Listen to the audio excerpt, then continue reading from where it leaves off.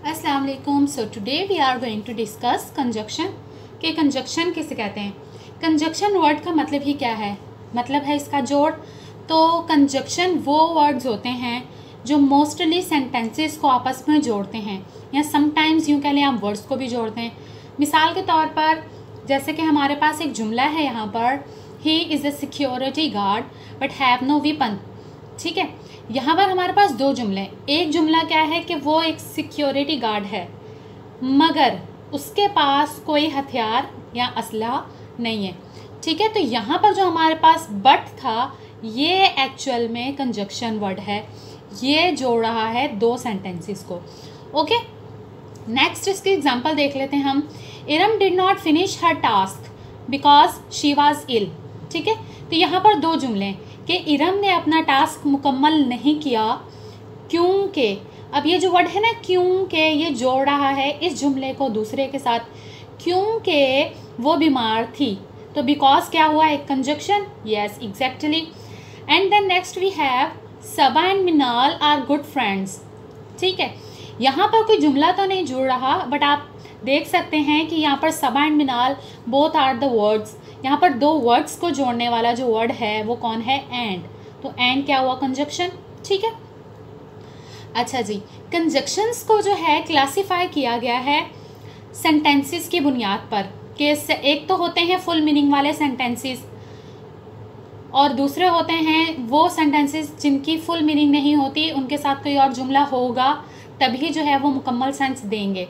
ठीक है, तो जो फुल मीनिंग वाले सेंटेंसेस होते हैं उनको जोड़ने वाले जो कंजक्शंस होते हैं उन्हें हम कहते हैं कोऑर्डिनेटिंग कंजक्शन। क्या कहते हैं, कोऑर्डिनेटिंग कंजक्शन।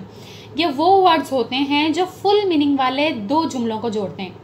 ठीक है, कि अगर इन जुमलों को अलग अलग भी लिखा जाए तो हम ये नहीं कह सकते कि ये जुमले फुल सेंस नहीं दे रहे।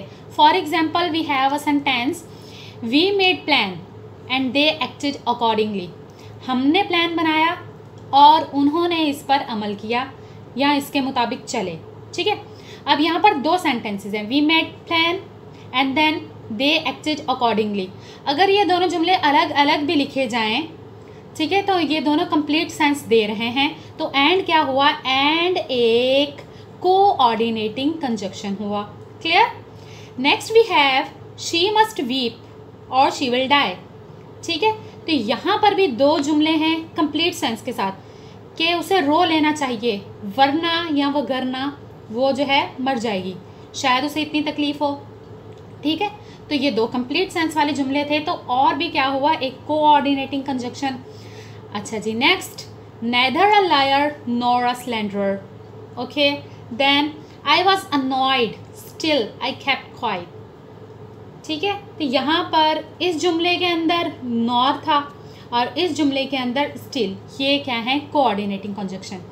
ठीक है, अब आ जाते हैं नेक्स्ट के ऊपर कि वो कौन से कंजक्शन हैं जो कोऑर्डिनेटिंग का काम नहीं कर रहे हैं। मतलब ऐसे कौन से सेंटेंसेस होते हैं जो फुल मीनिंग नहीं दे रहे होते और दूसरा सेंटेंस पहले सेंटेंस के ऊपर जो है वो डिपेंड कर रहा होता है। We have some sentences like tell them that I will come. उन्हें बता दो कि मैं आऊँगी। ठीक है, अब टेल देम तो ठीक है, हो गया, मगर यहाँ पर आई विल कम, अब ये जुमला ही पूरा ऐसा है कि दोनों एक दूसरे पर डिपेंडेंट है। ठीक है, तो यहाँ पर लगने वाला जो कंजक्शन है वो कौन सा है, दैट। अच्छा जी, next, you will pass if you work hard. तुम कामयाब हो जाओगे या पास हो जाओगे अगर तुम मेहनत करो।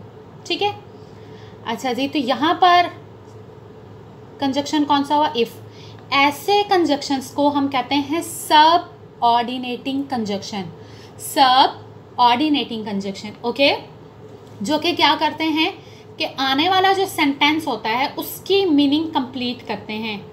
ठीक है, आने वाले सेंटेंस की जो मीनिंग होती है वो डिपेंड करती है फर्स्ट सेंटेंस पर। ठीक है, तो उनको कंप्लीट करते हैं। नेक्स्ट जुमला, he is taller than I. He is taller than I. अब खाली आई लिखा होता तो भाई क्या आई क्या, अब जोड़ रहा है यहाँ पर एक वर्ड और वो कौन सा है, देन। ठीक है, तो ये हुआ सबऑर्डिनेटिंग कंजक्शन। नेक्स्ट है आई डू नॉट नो या I don't know why he left the meeting. मुझे नहीं पता कि वो मीटिंग छोड़कर क्यों चला गया। तो यहाँ पर जो वाई है वो किसका काम कर रहा है, सबऑर्डिनेटिंग कंजक्शन का. Is that clear now?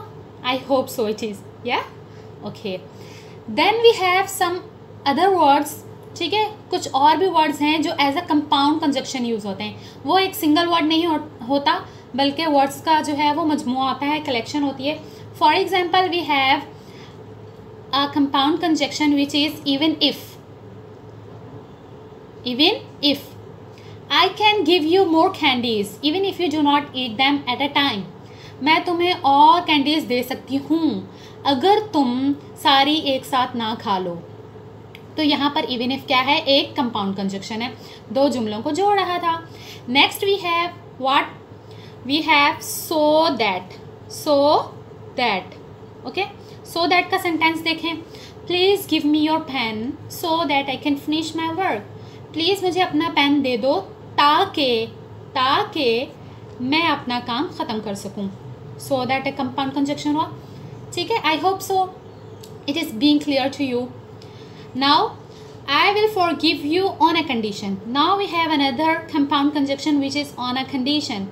On a condition. I will forgive you on a condition that you do not repeat the offense. मैं तुम्हें माफ़ कर दूंगी एक शर्त पर कि तुम दोबारा ये गलती नहीं दोहराओगे. Okay, so I hope so now it is clear to you all. If you have any question then you can ask me in the comment box. Thank you.